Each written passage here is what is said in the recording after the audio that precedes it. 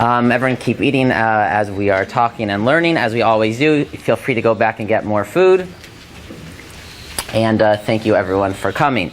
The shir tonight is about Rav Ovadia Yosef. Before we begin, I just want to thank our sponsors. A bunch of them actually are not here, so you'll send our appreciation to them. Stephanie and Ilan Rosenrauch, Allison and Seth Lyons, Rena and Sheehan Carroll, Mina and Howard Millendorf, and Malki and Rafi Sol. Thank you very much. We also want to thank all of the sponsors throughout the entire series who have contributed and have made these events possible. And I certainly have enjoyed them. I hope everyone has enjoyed them as well. Okay, so as we normally do, the first third of this year approximately will be story time, and then we will learn something inside after that. Rav Ovadia Yosef, you can tell how much interest there is in him and respect there is to him by the fact that, again, he just died recently. If people aren't aware, if you don't know who he is, you'll learn tonight who he is, or who he was. He died just a few months ago. And before he even died, there were already a handful of biographies written about him before he had already passed away. Most of those are basically in Hebrew. I think Rabbi Lau has one that a lot of people quote and refer to. I flipped through Mimaran Ad Maran. It's in Hebrew if you're interested. There's one English book, more of a story book than a biography, that I flipped through, and I saw that in the back of that book it said that there will be an English biography coming soon. Rav Ovadia was born, so he's affectionately referred to as Rav Ovadia in the Ashkenazi world. The Sefardi world generally Chacham Ovadia. I'll call him Rav Ovadia. Rav Ovadia was born in 1920 in Baghdad. When he was 4 years old, he moved with his family to Yerushalayim. They were a very poor family. He was not from a family of great rabbis or Talmidei Chachamim. They were a pious religious family, but not such a learned family. When he was just a small child, he was already recognized as a prodigy, and especially in terms of his memory, it was apparent very early that he just had basically a photographic memory, an incredible memory. When he was 10 years old, he started attending Yeshivat Porat Yosef, which was basically the Sefardi yeshiva in Yerushalayim at the time. At the time, there were basically only 2 yeshivas in all of Yerushalayim. If you can imagine that, only 2 yeshivas. There's one Ashkenazi yeshiva, Yeshivas Eitz Chaim, and there's one Sefardi yeshiva, Yeshivat Porat Yosef.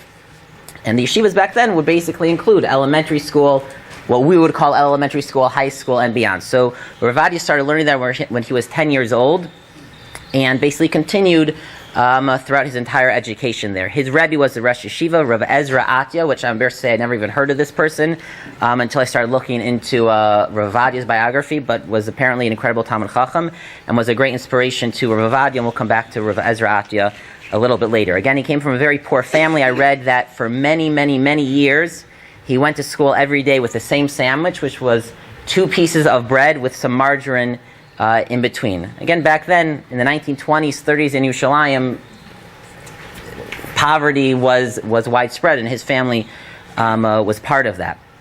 Even as a little boy, he had this incredible thirst to learn. He would learn basically every second. It said when he was already a small child, he wouldn't go out to recess, and he would just stay inside learning. Now, I didn't mention this 2 times ago when we talked about Rav Moshe. So in the introduction to the Igros Moshe, it says that Rav Moshe also did the same thing, that when he was a small child, he didn't go out to recess, he would just stay inside learning. But Rav Moshe would say the reason why that was not because he already loved learning so much, was because we mentioned this, Rav Moshe was incredibly short. He was very short. So as a small child, he was much smaller than the other boys, and he was basically just scared to play with them outside. But Rav Moshe would say, he would look back, and even though at the time he was upset about that, but he would look back and he saw it as sort of a sign of Hashem helping and putting him in the direction. But Rav Ovadia, it seems, he just as a small child already just loved learning so much, he wouldn't go out to recess. It was a sacrifice to send their child Ovadia to yeshiva. Maybe it cost money, I'm not sure, maybe it didn't cost money, but the bigger sacrifice was that he wouldn't go to work. And back then, families are poor, so the child would start working at a young age. His father owned some sort of a grocery store, but again, they struggled very much. But apparently at a certain point, I would assume in his early teens, so his father said, I'm sorry, Ovadia, you have to come and start working at the store. We just can't afford it. He was the oldest. Ovadia was the oldest of many children. And when Rav Ezra Atya found out about that, he was so upset because this was his prized pupil. So he went to to Rav Ovadia's father and said, "You can't do this. You can't pull him out. He's the best student in the whole yeshiva. I can already tell he's destined for greatness." But the father said, "I don't know what to do. I need to support my family. I need him to come to the store." So Rav Ovadia said, "Don't worry, I will find someone who will work the hours that you want your son to work." So the next day, Ovadia went to the store, because that's where his father was, and Rav Ovadia, his Rashiva, his Rabbi, walked in, and he said, "Go to yeshiva." He said, "My father said I have to be in the store from 9 to 11, whatever it is." So he said, "Don't worry, I told your father that I found someone who will take your place. Don't worry, he's coming soon, and you go to yeshiva." And then when his father came into the store, he found Rav Ovadia wearing an apron. So he got the message how important it was to the Rosh Yeshiva. So he realized this must be, very important. So he allowed Rav Ovadia to continue studying. When he was 15 years old, his father found a box in his room full of coins. I don't know what the coins were at that time, in the 30s in Yerushalayim, but he found a box of coins. So he went over to Ovadia and he said, "What is a box of coins for?" So let's say he had 300 quarters. So he said, "Well, every day when you give me money to take the bus to school, I instead walk because I want to save the money to publish my first sefer. So I'll have enough money to publish my first sefer." So when he was 17, he published a small book, a pamphlet on Maseches Horios. When he was, and again, he's learning, growing, at least in the Sefardi world. He's already considered this young budding Talmid Chacham. When he's 24, he gets married, and 1 year later, when he's 25, he's appointed to the Yerushalayim Sefardi Beis Din. The Sefardi Beis Din over all of Yerushalayim when he's 25. Well, now let's go through some dates. In 1947, Rav Ovadia sends him to Egypt. Most people don't know this, that he lived a few years in Egypt as a married man to be the chief rabbi of Cairo when he was 27 years old. 3 years later, he comes back when he's 30 years old in 1950 and joins a more prestigious Beis Din in Petach Tikva, and he's learning in a prestigious kollel headed by Rav Tzvi Pesach Frank, which had many future gedolim in that kollel. In 1960, he's appointed to the Beit Din Hagadol, the highest Beis Din in the Beis Din system in Israel. In 1968, he becomes the chief rabbi of Tel Aviv, and in 1972, he becomes the chief rabbi of the state of Israel, the Sefardi chief rabbi, obviously. And even though that ends after, I believe, 10 years, but he continues to be, the gadol in the Sefardi world. So Rav Ovadia was certainly known to have an incredible memory, but he also was equally known just to be learning every second. Again, from the time he was a young boy, he just loved learning. If he had 2 minutes, he would sit down and learn. And he was known, especially in the times when he was more busy, when he had these different positions as chief rabbi of Tel Aviv, on the Beis Din, so wherever he would go, he would take a sefer. And so let's say he had a big, important meeting, so he would go somewhere, and so he has to wait outside for 5 minutes. Okay, 5 minutes, we'll open up a sefer and we learn. Every 5 minutes he would catch. Related to that, his oldest daughter, I think she has a PhD, Dr. Adina Bar Shalom. I don't know if people are familiar with her. So she also is a very important personality. And she started, I'm not sure when, maybe 10 years ago, the first Haredi college aimed at women, so that women should get college degrees. And since then, it also has a men's track, and she also is a very powerful personality. If you want to see what she looks like, or at least as a 4 or 5 year old, so on the front page, that bottom right picture is from Egypt. That's Rav Ovadia Yosef and his wife, and his 2 oldest children. The girl is Adina. So I read an interview that Adina gave after Rav Ovadia passed away, and she worshipped her father, and she said, I'm not sure why, that Rav Ovadia would personally feed her, but even when she wasn't such a young girl anymore, let's say she was 7, 8, 9, I don't know exactly what, he would still sit at dinner with her and basically spoon feed her the foods, because he wanted to make sure that she ate properly. But she said that he can't just sit there for a half an hour, a man who counts minutes, feeding his daughter. So what would they do? So they would talk a little bit, and then they would listen to the radio. What would they listen on the radio? They would listen to Nechama Leibowitz's shiurim together. And he would say, when you grow up, I want you to learn like Nechama Libros. That's what she said that he told her at the time.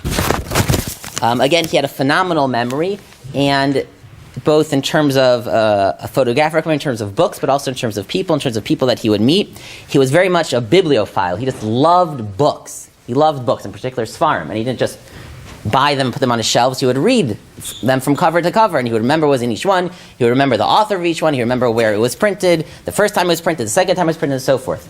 So the day of his funeral, there were hespedim in YU. Rav Shechter gave a hesped, and also Rabbi Ben Chaim, who's a Sefardi Rosh Yeshiva, gave a hesped. And he studied by Rav Ovadia for a few years when he was older. So he told the following story. He said that in Yeshivat Porat Yosef, so at one point when Rav Ovadia was, let's say, in his 20s, so the yeshiva got a shipment of this humongous crate of old Sfarim from Morocco or someplace like that. And most of them were kind of random Sfarim, not like Gemaras, random Sfarim, a lot of teshuva, responsa Sfarim. And they were given over to the librarian. The librarian was supposed to take all these books and catalog them, put them in the right place, write down what it is so the yeshiva knows what Sfarim they have. But a lot of the books were missing what they refer to in the yeshiva as the sharblat, the title page. So the book just began from the content of the book.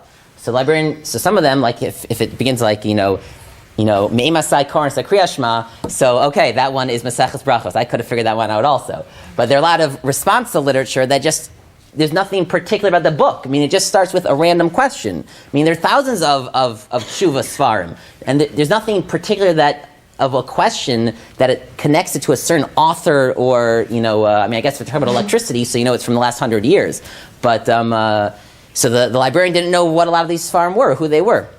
So there were 20 books like this, and they went to Rav Ovadia, and so this is how you know that this story wasn't made up, because we don't say that he knew all 20. He knew 17 out of 20. 17 out of the 20 books, by just reading the first question, he remembered, that is Shuvas Maram al-Shaker, because the first question, Shuvas Maram al-Shaker, is about making Shabbos early on Pesach, I don't know, whatever it is, some random thing. And 17 out of the 20 books he knew. He himself said that when he was younger, so Sunday through Thursday is a regular yeshiva schedule, so he would learn whatever the yeshiva was learning, Gemara, Rishonim, and so forth, but it was Friday and Shabbos when he would set aside and take a certain topic and just read every teshuva that was ever written that he could on that topic. And that's how he gained his knowledge in the responsa literature. Despite his incredible intellectual accomplishments, he was very much a man of the people. So from a very young age, he gave shiurim, lectures, in Yerushalayim to Balabatim, and especially in the early days, they were mainly to Sefardi Balabatim, mainly to people who really did not have much of an education at all. And he would just read the Shulchan Aruch, the basic Shulchan Aruch, he would explain it, and he would build on it, add the commentaries, and so forth. And this seems was encouraged by his Rosh Yeshiva, Rav Ezra Atya. I read in one story that in the early days, so he had to get to all these different places, he didn't own a car, so often people would see Rav Ovadia on the back of a motorcycle, someone driving him to his to the shir. In particular, and later when he was more famous, he gave a big Motzei Shabbos shir that people flocked to, huge crowds, then it was put on radio, then it was put on TV, and that was a very big deal. He also had a great influence both on religious and not religious individuals. Part of that has to do with the way the Sefardi world is set up. There isn't this great divide between dati and lo dati, but also because of him. And the whole spectrum, people respected him, adored him. And it would be very common for two people or a person who was not religious, did not observe all of halacha, but they had a crisis or something that they wanted advice. So they say, let's go to Chacham Ovadia. Let's go to Chacham Ovadia. And to get a sense of it, let's say imagine like the Rav in the YU circle. So you're like, the Rav. So I really think it's that, but more. The respect and awe that he had over that community is more. First of all, it's a much larger community, the entire Sefardi community compared to the YU community. And also, again, his influence was much more felt on not just great scholars, but the laymen, and again, even people who were not necessarily dati. One story I do want to share, in terms of his phenomenal memory, I forgot to say this in that section. So I'm not sure if this story is true, but this is the type of story that they say. When the Bar Ilan CD came out, which again put a lot of the responsa literature first on a CD and now whatever, online, whatever it is. So they say they went to Rav Ovadia and they wanted to test Rav Ovadia, now that we can search everything. So they gave him a certain topic, and they said, how many times does this topic appear in classic responsa literature? Like the main ones, the big ones. So he said whatever he said. Let's say he said 38. So has anyone ever heard the story? So they put it in the machine, and they see 39. Like, wow, that's pretty impressive. He got 30 out of 39. And then as they scroll down, they see that the last one is his teshuva about it. So again, I can't verify that's true, but that's the kind of story they say. In terms of his style of learning and psak, on the one hand, he is very independent. We'll see what I mean by this. At the same time, he's very much a traditionalist. So how can you be both? So we'll see that his teshuvas are characterized by incredible breadth, quoting many, many, many sources. He's never really saying something that no one else has said yet before, as opposed to, let's say, like we saw in Moshe Feinstein. He wasn't really coming from earlier sources as much. He was saying what his opinion was. Rav Ovadia is never just saying his opinion in a vacuum. It's always based on the earlier sources. But at the same time, he categorizes and weighs all of those earlier teshuvas, and then says what he thinks is the more correct psak, even if it's perhaps against, let's say, what other people paskin.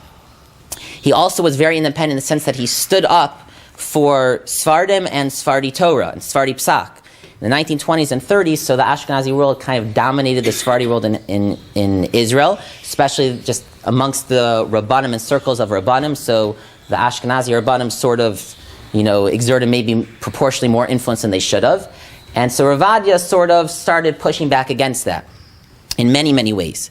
So one way is he felt that all of the schools had Ashkenazi principals and teachers, and the Sefardi students, in this case, young girls, were just being taught the wrong halacha. They were being taught what's correct if you're Ashkenazi, but not if you're Sefardi. What's one main difference between halacha between Ashkenazim and Sefardim is whether women say a bracha on a mitzvah, say shazman grama, on time about mitzvah. Ashkenazim, we do.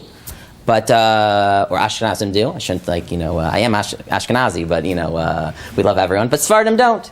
So he made this whole big ruckus. His first volume of teshuvas, there's a few really, really massive teshuvas just hammering home that point, that Sefardi women should not say the bracha. That's what the Ram says. That's what Shulchan Aruch Paskin should not say a bracha. Let's say on shaking the lulav or whatever it may be.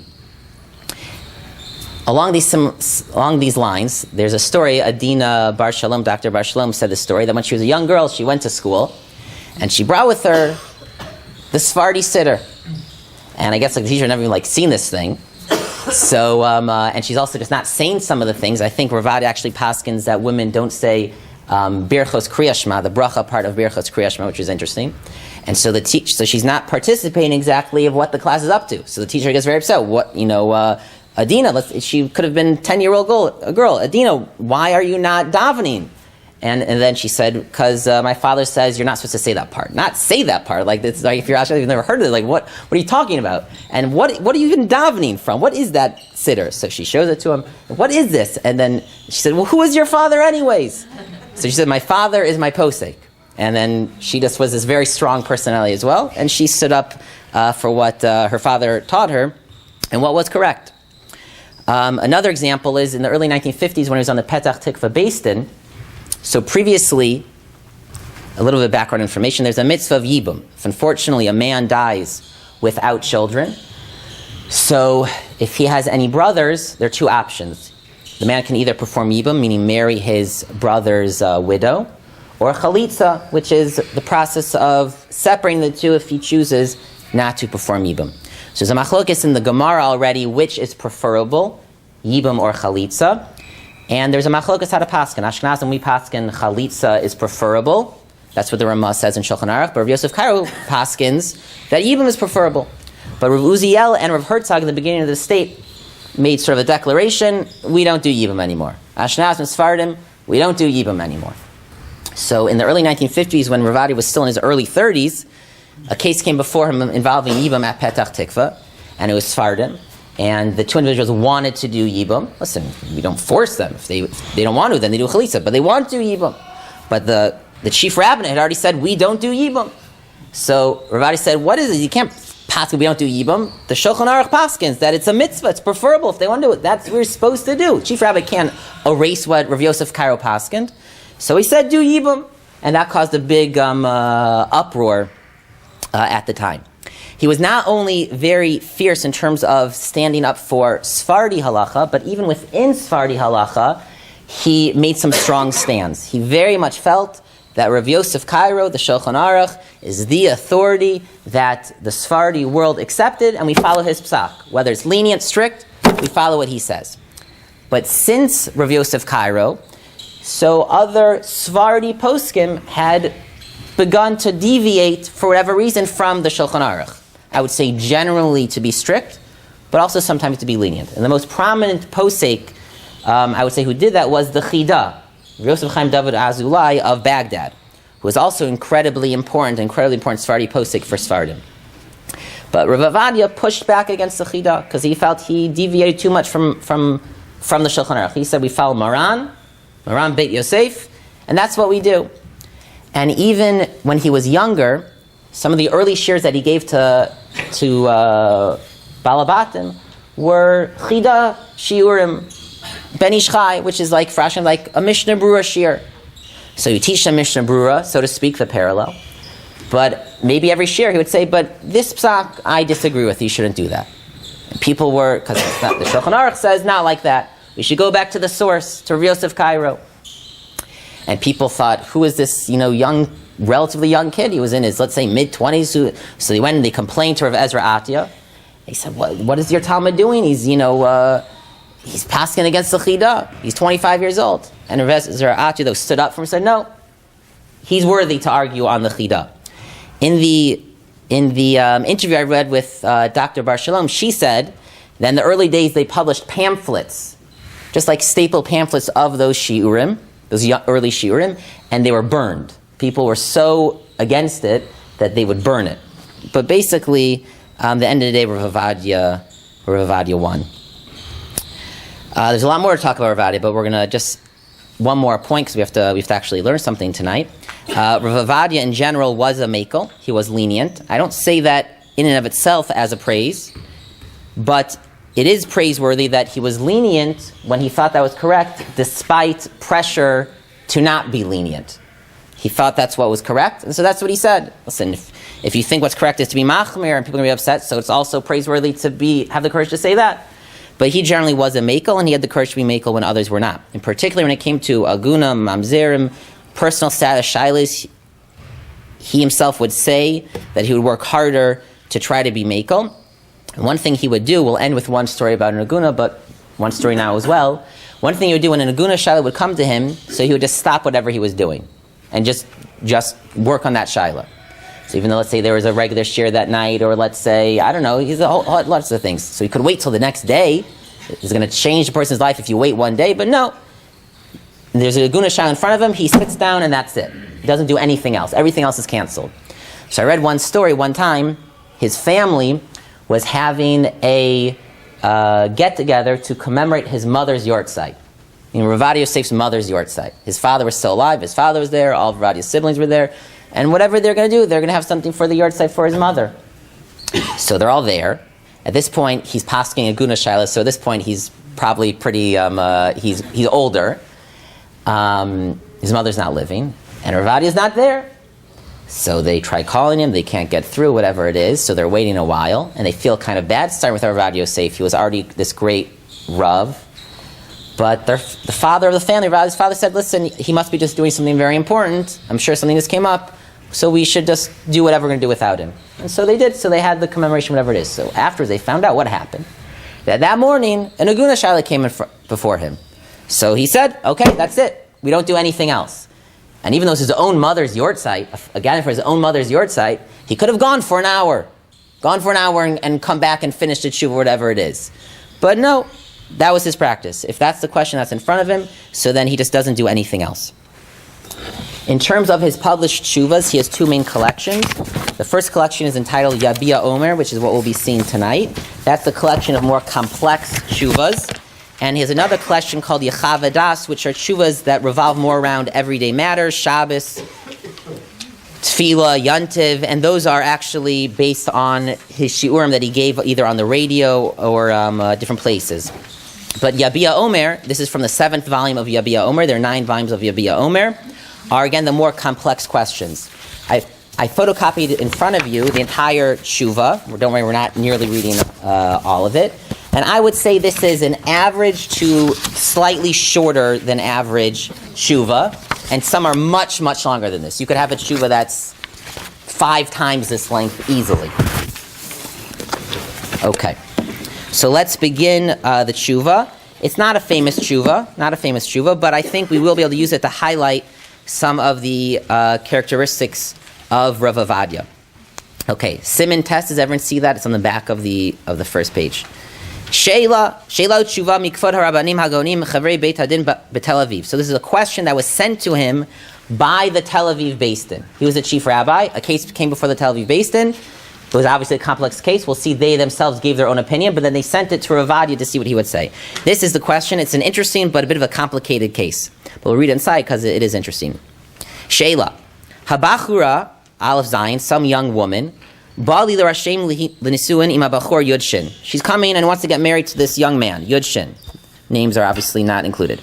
Shneihem me'ir Tehran, Iran. They're both from Iran. Ima shel habachura, the mother of the young girl, omeret shavia shel habachura hu goy. Her father was not Jewish. She had a child with a man who wasn't Jewish. And this young girl, that's her child. Aval hi Yehudiya, but the mother was Jewish. Habachur amar, mitchila shehu kohen. The bachur comes in saying, I'm a kohen. Shechein shama me'aviv, that's what my father told me that I'm a kohen. L'sheilat beit din la'aviv shel habachur. Then the Beis Din starts interviewing the father of this bachur. Heishiv, he responds, Amnam, I think that means beparis. Is that, what's? Oh, that's a Persia? Okay, we'll see why I didn't okay, fine, so maybe it's Persia. So in Persia they called him a kohen. But the truth is he doesn't really know if he's a kohen. He wasn't from, he never went to shul. Only on Yom Kippur he would go. And he didn't duchen even on Yom Kippur. Here, they've never called him up as a kohen. This is the father of the young boy who's trying to get married.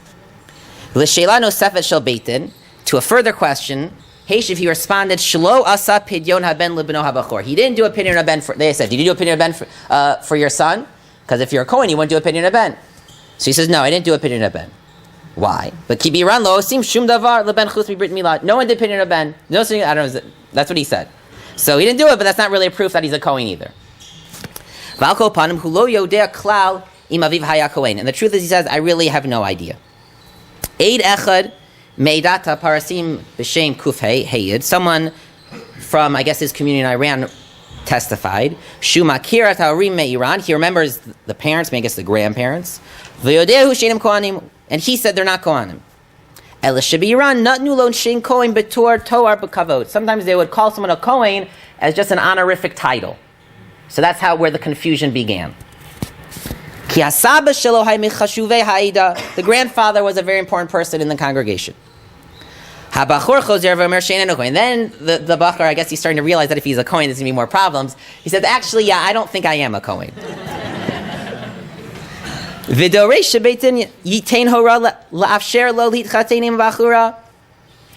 he wants permission to get married. Because again, in Israel, you can't get married unless the chief rabbi approves of it. And also, oh, by the way, she's already pregnant.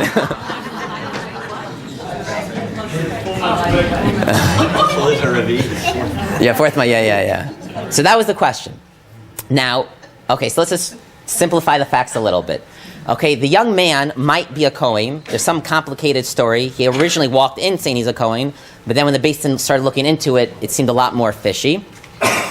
The woman, we don't have proof, but her own mother said that she is the child of a non-Jewish man.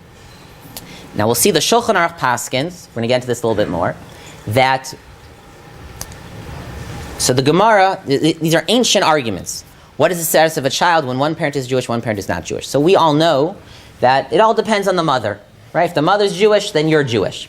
Now, that there actually were disputes about that in the Mishnayos, but that became the accepted halacha in ancient times. However, the question is, a child, again, let's say who the father is not Jewish and the mother is Jewish, okay, they're Jewish. That everyone agrees. But can that child marry a Kohen? Kohanim do have a higher threshold of the lineage into families they're allowed to get married. And the Gemara seems to say that a Kohen cannot marry such a child. And that's what the Shulchan Aruch paskins. And we'll take that sort of as our starting point. That if a young woman, if her father was not Jewish, she cannot marry a Kohen. And so that's the immediate problem, obviously. This guy might be a Kohen, and she also seems to be coming from a non-Jewish father. Okay, so skipping now to the next column, top of the next column. Beitin Hichlit B'Yom Daled Teves Tafshin Mem Gimel B'Zu Alashon. So the Tel Aviv Beis Din paskind in Tashim Mem Gimel says 1983. Quote, we're not going to read actually their psak. They paskind, they thought she could get married. The young woman could get married. I'm not going to go into their reasoning. Okay? And then the very last line of that paragraph, they say, because this is a complicated case, and their heter is not a straightforward heter, whatever they wrote. Ubetanai shiaskim imanu kvod maran harishon l'sion hagon hagadol Rav Ovadia Yosef shlita harav harashi Yisrael. If Rav Ovadia will agree with us, if you will go around with our psak, we're willing to allow them to get married. Okay. So now we're going to see what Rav Ovadia will say. I'll tell you right now, he's going to allow them to get married, but it's for a different reason than what the Petach Tikva Beis Din says. That's why I'm not so concerned what they said. He gave a different argument why they could get married. Now, what is this teshuva going to be about? So you would think this teshuva will be about maybe issues of believability, when we believe someone, when we don't believe someone, when do we have to be worried about rumors. Maybe the teshuva will be about more that halacha of the permissibility or lack of permissibility of a Kohen marrying such a child. Those seem to be the basic issues of the question. But we will see that obviously we have to deal with that, but the vast majority of the teshuva will be dealing with other issues entirely. Okay, so let's begin. I looked at all the material that you sent me in the envelope, and in their decision, that they said that they are allowed to get married. And I agree with you. I agree they can get married, but for a different reason. Why? Because in this situation, there is a sfeika, there is a double doubt to be lenient. We don't have a clear reason to be lenient, but we have two possible reasons to be lenient. Now, before we get into his argument, just a little background about the concept of a safek and sfeika in halacha, which Rav Ovadia just assumes you know, and he's not going to go through this with you. So we know that the rule is that safek doraisa l'chumra. If you have a doubt regarding a doraisa halacha, you have to be strict.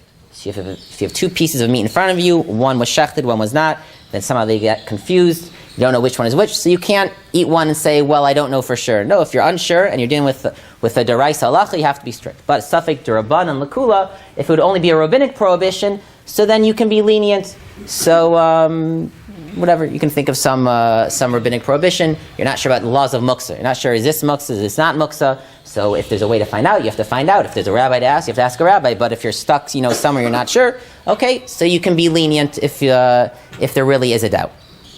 Now, even though we are strict when there's one doubt, when it comes to Torah law, if there's a sfeika, if there are two reasons, two doubts involved, then you have the right to be lenient. So what's an example of that? Let's say, again, you have those two pieces of meat on your counter. One was shechted properly, one was not. You plan on giving the one that wasn't shechted properly to your dog. And the one that's shechted properly, you're going to throw into the cholent. And then you go take a shower Friday afternoon, and someone else in the house comes in, and they didn't know. They thought both were kosher, but they knew the dog was hungry. So they just took one and threw one to the dog, and one they threw in the cholent. Then you come back in, and you're like, Ruvain, where's the meat? So he said, well, I gave one to the dog, and one is in the cholent. Now, so first of all, we're not sure which one went in the cholent. Did the kosher one or the not kosher one go in the cholent? But let's say in that cholent, there was other meat, and there was also potatoes and beans and barley, whatever it is. So even if the not kosher meat was thrown in, you're not sure. There might have been 60 times the volume of the chalent versus this piece of meat. Because you weren't paying attention, you don't remember exactly how big the piece of meat is, so you don't know for sure, but when you remember about how big the piece of meat is, it's about 60 times. So here we have a double doubt. We're not sure. Maybe the kosher piece of meat went in and you're fine, or maybe the not kosher piece of meat went in and then you're in trouble. But even if the not kosher piece of meat fell in, it also might still be fine, because there might have been 60 times the volume of the piece of meat. So since there's a double doubt, sfeika, so you have the right to be lenient. There are different theories of why that is, but we'll leave that for now. Okay, so Rav Ovadia says that in this case we have a double doubt. What is a double doubt? Okay, we're back now to the third line of that column of that the first paragraph of the teshuva. What is a double doubt? Shema eino kohen. Maybe he's not a kohen. Meaning we're not really sure. No one thinks that he for sure is a kohen. He might be a kohen. So maybe he's a kohen, maybe he's not a kohen. The shema, and perhaps halacha kedas Rambam, even if he is a kohen, maybe the halacha is like the Rambam. Shesover she'ein habas peguma lakuna. The Rambam felt, the Shulchan Aruch doesn't pass like the Rambam, but the Rambam felt that a kohen could marry such a woman, meaning a woman whose father was not Jewish. Kamosha Kasam Aram Beit Yosef Evan Ezer Reish Simin Dalid. So again, what's the double doubt? So far, what has he said? Maybe he's a kohen. Maybe he's not a kohen. Maybe this young boy's not a kohen. Not a kohen, he's fine. Even if he is a kohen, maybe this marriage is really permitted because the Rambam says it is permitted. Now, just some basic background in terms of the Rambam's opinion.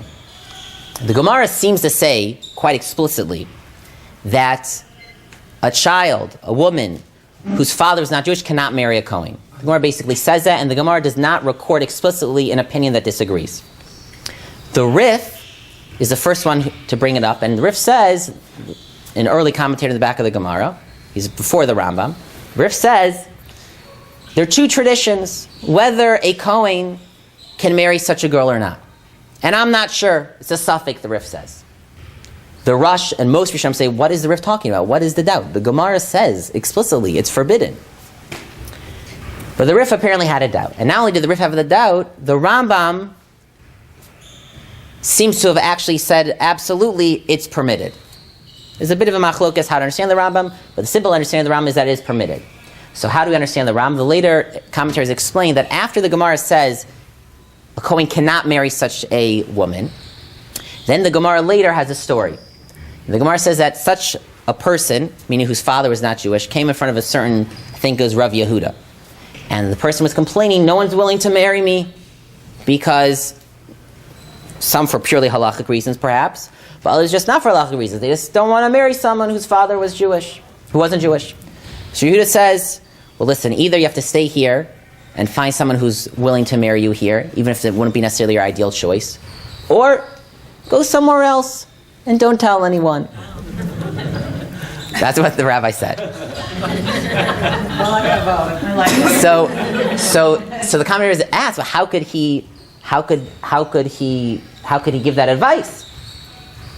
At least on purely halachic grounds, maybe this young woman will marry a kohen. And a kohen is not allowed to marry him. Okay, if you're not a kohen, maybe it's just prejudice. But a kohen really is not allowed to marry this young woman. So some say you're right. Obviously, he meant don't tell anyone unless you start going out seriously with a kohen, and then you'll have to tell him. But hopefully a Levi or a Yisrael will fall in love with you, and then everything will be happy. But others understood that no, that the Rambam understood, and the Rif, the tradition in the Rif, is that this opinion was disagreeing. Rav Yosef, Rav Yehuda felt that no, you could marry anyone, even a kohen. So don't worry, just go somewhere, don't tell anyone, and don't worry, halachically, there's no problem even for a kohen.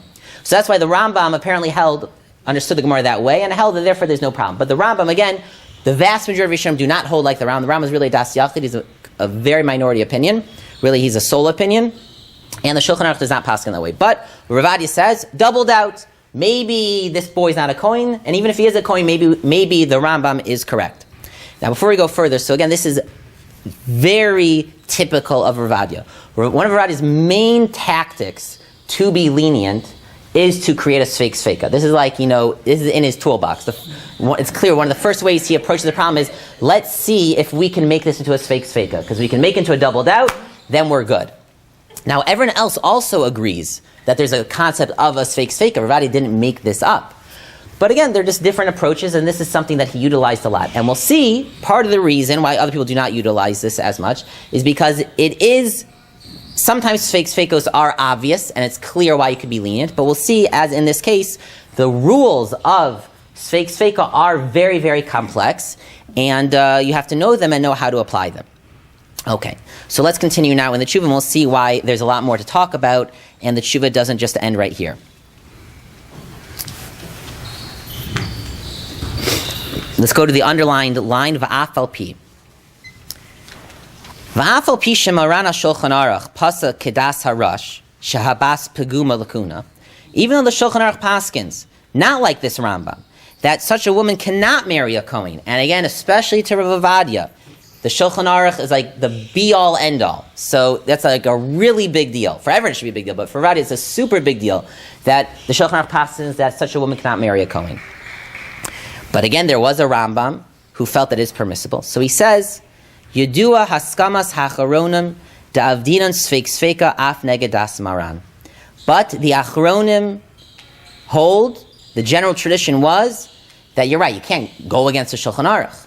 But an opinion that Shulchan Aruch did not accept it can at least be used as one factor in a sfeik sfeika. So Rav Ovadia is not going to just dig up a Rishon out of nowhere and run with it. Who says you can do such a thing? Who says you can even combine a Rishon that was not included in the Shulchan Aruch to be one factor in a sfeik sfeika? So he says, no, that was always a tradition. Who says that? U'kamoshe kasav maran achida v'machzik bracha yordeya at that place. V'chein kasav v'gon Rav Yosef Chaim b'sefer Rav Brachos at that place. U'b'shut Rav Pa'alim in those 4 places. V'chein kasav v'gon Rav Yitzchak Abulafia b'shut Pnei Yitzchak in those 4 places. V'chein kasav b'shut Mishnas Rav Elazar di Toledo in that place. U'b'sefer Taras Abayis b'shirei Tara in that place. Ubashut Shari Azara Traub, I don't even know how to read that teshuva, there. Ubashut Mili de Ezra, there. Ve'od, and in other places. So, I can tell you, I recognize the names of some of those Sfarim. Okay, I don't know how many you recognized. So this is an example of Rav Ovadia's just incredible Bekias. Now, some of it, these are great Sefardi Gedolim, so that's why he's more, knows them better than I do, but also just, again, his incredible breadth that he can just list off all these places really for an obscure point. Because, remember, this also just highlights Rav Ovadia's incredible breadth of knowledge. Because he was an expert not only in the content of halacha, but he was an expert in the rules of how halacha is applied. So, for example, the rules of safek and sfeik sfeika. So there is no one topic, one place to learn the rules of safek and sfeik sfeika. You want to know Hilchos Shabbos? So learn Masechah Shabbos and the Simanim Shulchan Aruch about Shabbos. You want to know the laws of kashrus? So you learn the Prakim and Chulin and the place in Shulchan Aruch that talks about kashrus. But the rules of how you apply safek and sfeik sfeika, those are general principles that apply everywhere. So the poskim will discuss these rules anywhere and everywhere. It could come up in Hilchos, Kashrus, Shabbos, Mikvah, anything. So yet Rav Ovadia knew, I don't know if to say every place, but so many places, again, across the entire breadth of Torah. So again, so he's saying, so we have a double doubt, and we can do this. Maybe he's a Kohen, and even if maybe he's not a Kohen, even if he is a Kohen, we can use the opinion of the Rambam as one factor, even though the Shulchan Aruch did not paskin like that Rambam. Okay. Skipping down to the next paragraph. Ve'hein. But again, there are more complications.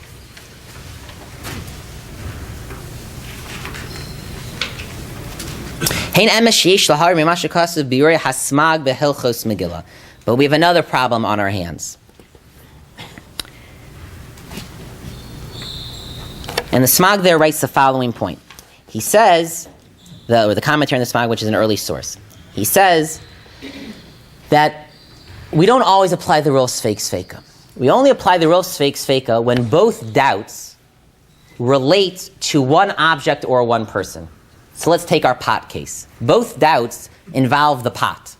Maybe a piece of not kosher meat fell into the pot. Maybe it didn't.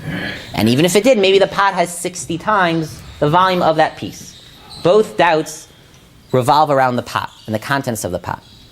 But when you have two doubts that revolve around two distinct objects or two distinct people, so then even though those two people or objects might cross paths in a certain case, you don't apply the rule of sfeika, and you have to be strict. So in this case, one doubt revolves around the boy, is he a Kohen or not? And one doubt revolves around the halachic status of the girl. Is she allowed to marry a Kohen? So in that case, you would not be allowed to apply the rules of sfeika. But Rav Ovadia says, many argue on that point. So you see where the underline is, Amnam B'shut Binyan Sion, that's the Aruch Laner. He disagreed with that opinion, flipping the page. Also the Shut Avnei Nezer, another underline, Mikol Malkam B'divei Rashi Ksubis. He quotes again many sources. There are many teshuvas in between there that you can see all the ayin, Shut, ayin, again, who discuss this issue. Do we apply a sfeika when it revolves around two different objects, two different people? Now again, I like to point something out that's characteristic of Rav Ovadia. Let me ask the question. Why would we not apply the rule of sfeika there? Why yes, why no? So Rav Ovadia is not really going to deal with that. He's not going to spend time, at least in his teshuvas, discussing as much the conceptual underpinnings of halachos.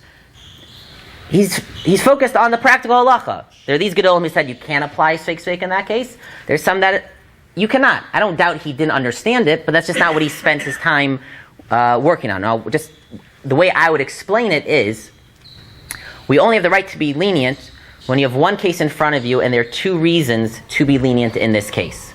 So when there's only one reason to be lenient on a deraisa halacha, that's not sufficient. But when there are two reasons to be lenient, so that is so strong, you're allowed to be lenient in that case. But that is only true when you have two reasons to be lenient in one case in front of you. But if you have two questions that are really separable, they involve two different people, so we would decide each of those cases separately. So let's say like this young man who's a Kohen. So we need to know if he's a Kohen for many halachos. We need to know if he's a Kohen if he can marry this girl or a different girl. We need to know if he's a Kohen if he can get a first aliyah, if he can duchen. We need to know he's a Kohen for many reasons. That's a separate problem. We have to decide that issue. This girl, whether was her father not Jewish, how does that impact her status? We need to know that for her. Even if this young boy wasn't here, she just came to the Beis Din alone, we have to figure it out. So if they're really two separate issues, maybe you should say, you have to look at each case separately, and each case separately is a deraisa halacha, and each case is only one suffix, so separately you have to be strict. Even if in one particular case they overlap where there'll be two reasons to be lenient, we don't look at it that way. Or do we say, listen, in this case there are two reasons to be lenient, you can be lenient. So that is the machlokes, but it's a machlokes. So in this case, can we be lenient? On to the next paragraph, Gimel. Ulam. V'lav hachi nira liyashev behiktim divrei harama mipana bitshuva. The Rama Mipana was a gadol generation more or less of Rav Yosef Cairo in Italy. He says we can resolve the problem with the opinion of the Rama Mipana, Shekasav, that he wrote, Shemi Iker Hadin Havlad Kasher Afilu Lekuna Bein B'Pnui Bein B'Nesua. That really the halacha is that such a young girl can marry a Kohen. Dahachi ifsaka hilchasa b'gamar. Dahachi deifsaka hilchasa b'gamar. K'v'shu ben Levi shenachir ve'eved haba basra havlad kasher v'rak midar abranan havlad pagam. The Rama Mipana said this entire prohibition. Yes, we pass in the prohibition. Shulchan Aruch says it's forbidden for a girl whose father was not Jewish to marry Kohen. But the whole thing is only rabbinic. So the whole thing, even though the simple reading of the Gemara that it's Minat Torah, it's Deraisa. But Rama Mipana said it's only Derabanan, it's rabbinic. So if it's only rabbinic, so then for sure this double doubt, even if it's a separable double doubt, is enough reason to be lenient. Because even if you only have one doubt, that's probably enough reason to be lenient when it comes to a Derabanan. Rabbi? Yes? Are they talking about over here about the kids or about the initial ability to marry? The initial ability to marry, yes. Meaning, again, so just to clarify, so let's say you have this young girl who we assume her father was not Jewish. Can she marry a Kohen? In terms of the Rabbi Pana? Yeah. About that. About what? That her father wasn't Jewish. Yeah, well... Her mother said so. Yeah, okay, let's assume that. It's not so obvious we would trust the mother, but... There's no suffix there. Well, the question is if the mother we believe a mother to say that about her child. Does it mention that there's a suffix in the mother? But No. So again, I'm assuming that. I didn't. That's another issue in the teshuva we're not going to get into. But guys, so let's assume that the mother, we believe the mother, we accept the mother, and the father is not Jewish. So the question is, can the child marry the Kohen? And again, just one more underline v'chein kasav marshal, that it's only d'Rabbanan. Now again, this is not obvious. Not everyone agrees to this. The simple reading is that it is min Torah. But again, he feels that since there are many people who feel the whole thing is only d'Rabbanan, so we can rely on the double doubt. Again, even though it's only separable. You can see it's starting to get a little complicated. Okay, we'll try to simplify a little bit. Okay, one more last issue, and then we'll wrap it up.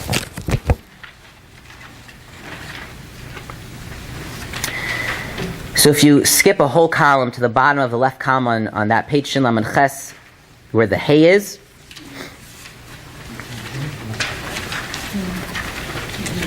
again, if you just scan through it, you'll just see the incredible breadth, the amount of sources that he quotes. And again, if you were here when we did the Rav Moshe teshuva, I think it should just be obvious how this is so different than reading an Igros Moshe. When we read Rav Moshe Feinstein, he quoted a Gemara, one or two Rishonim.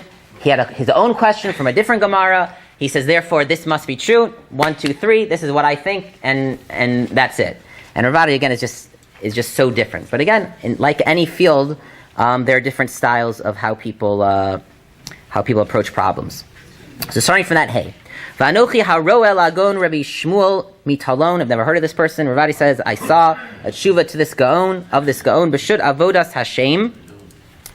Okay, that's the name of the collection. Let's turn the page to Shin Lamed Tes. That person, that posik, was dealing with a very similar case.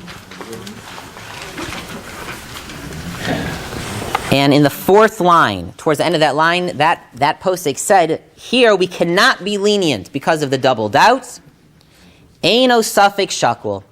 Because the doubt in terms of what is the halacha is not an equal suffix. A suffix has to be a more or less 50-50 suffix. We know if we lean in one direction, if there's majority in one direction, so then it's no longer a suffix. We side according to the majority. And in this case, it's not a suffix a shakul. Ki rov poskim sfir le shavad pagam lakuna zulas Rambam. Basically, everyone other than the Rambam holds that the child cannot marry a Kohen. This young woman cannot marry a Kohen. You have a Rambam. But the vast majority, holds that it's forbidden, so you follow the majority, and therefore that is not a valid suffix to use as one of two doubts. Skipping down to the middle of the column, to the underlined line. The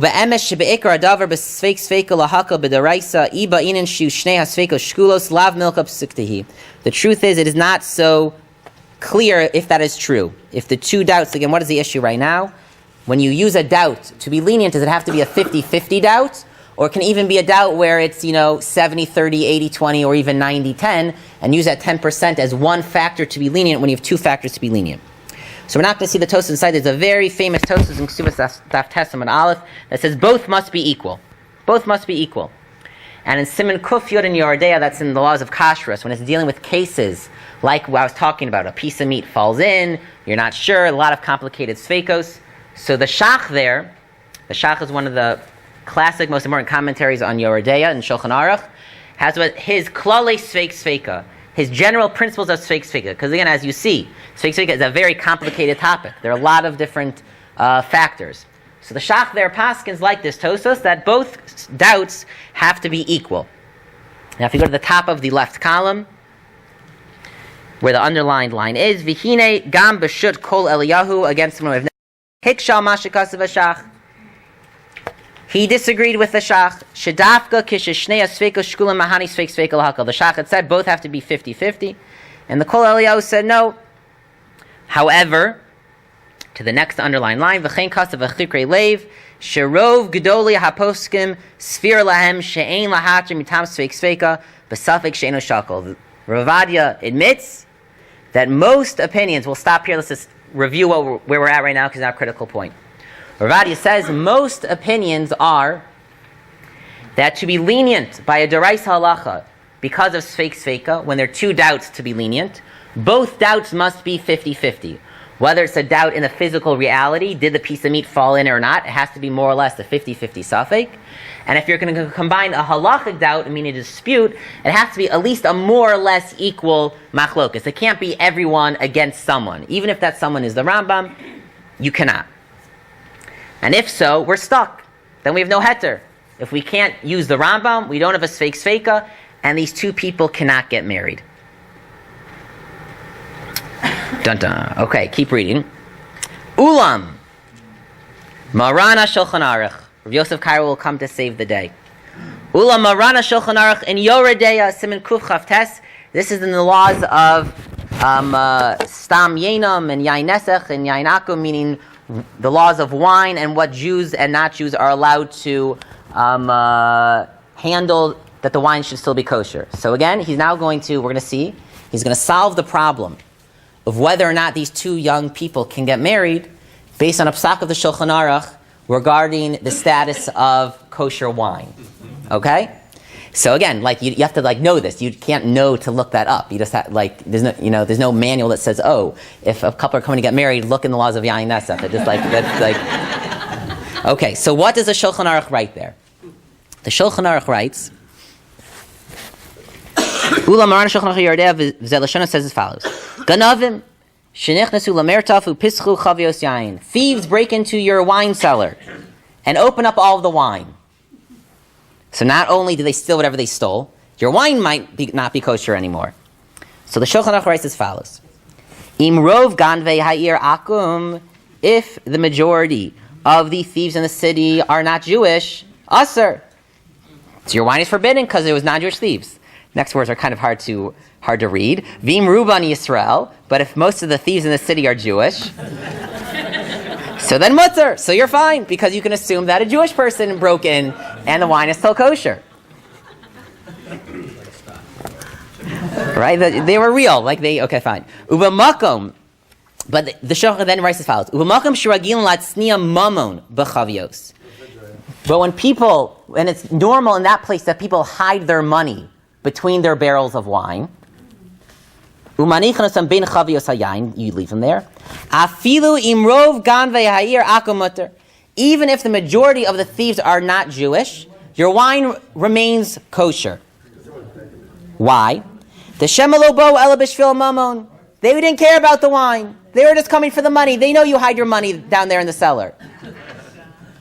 And then if they saw that you don't have, this guy didn't have money there, he only had wine, so they would have left it and just said, they would have been really annoyed, but they would have taken any wine because they weren't coming for the wine anyways. Now why is it permissible? Because, we'll see, because there's a double doubt. Maybe the thieves were Jewish, so you're fine. Maybe they weren't Jewish, then you'd be in trouble.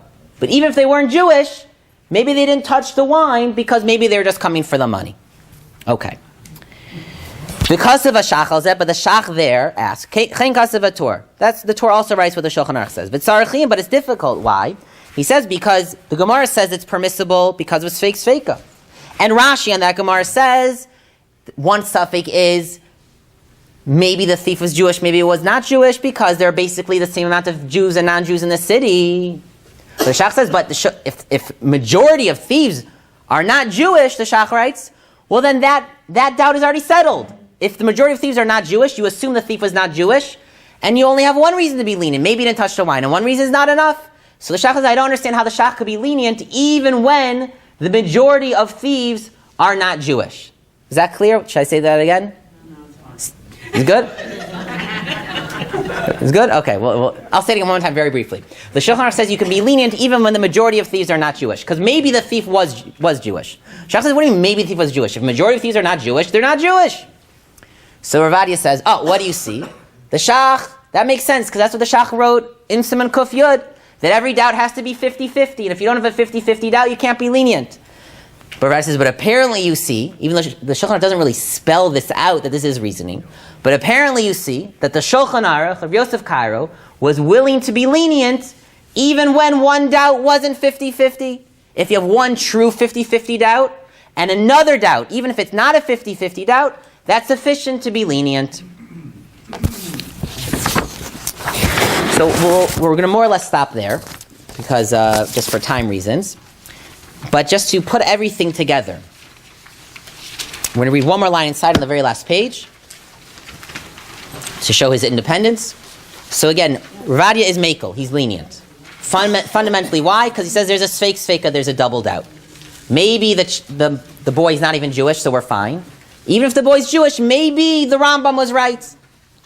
And even though that's a chiddush, to use that Rambam, even though the Shulchan Aruch passing against the Rambam, and even though it's a minority opinion, but since there are great people who said you can use a minority opinion, even though that also is not the majority opinion, but there are great people who say that you can use a minority opinion, and included in that group is the Shulchan Aruch, which obviously is, carries a lot of weight for Rav Ovadia. And since the whole problem might be D'Rabbanan, again, that also is unclear, but many held the whole problem was only D'Rabbanan, this prohibition for the Kohen to marry this young girl, and if it would only be D'Rabbanan, so then for sure you're fine. So all of that in total, he thinks is sufficient reason to be lenient. There's one more reason to be lenient, we're not going to read inside, and that is the main commentaries on the Shulchan Aruch write that this prohibition only exists going forward if you've not gotten married yet. But once you've gotten married and it's b'diavad, they can stay married. So the question is, what do we consider this a b'diavad situation? I mean, this couple has not gotten married yet. Exactly. So they're asking to get married, but, they're not asking, can we stay married? They're asking, can we get married? But she is already pregnant, and, obviously there's a relationship between the two of them. So you could go either way. You could see why maybe we should already view this as b'diavad, or no, you can't lichatchila allow this marriage going forward. So he quotes other people who say that such a situation would be b'diavad, would be considered a b'diavad, which would be another reason to be lenient. And then just going to the very end of the teshuva, he does say, Amnam, it is true, Ra'isi Lagon Rav Moshe Feinstein, B'shut Igros Moshe, Shapasak Shafilu, Im Niseis Lakoim Ba'arkos, V'gam Yesh Lahem Ben, If you had such a couple that they were already civilly married and had a child, you can't allow a chuppah v'kedushin l'chadchila. That is not considered b'diavad. Now, again, Rav Moshe is not the only case when you have all these other factors to be lenient, meaning when you're unsure about the Kohen and there are other reasons. Moshe is about just a straight-up case. So Rabbi says it is true that Rav Moshe would not have considered this b'diavad, but he says, we'll get a little bit of his poetic writing. Rav Ovadia writes a little bit poetic also. If you go about 5 lines down to the period, Ulam ne'elam me'eno habedolach divrei hamarshal v'ramami pana. However, it does seem that Rav Moshe's emerald eye missed the opinion of the Marshal and Ramami Pana that it is only D'Rabbanan. That's what he says.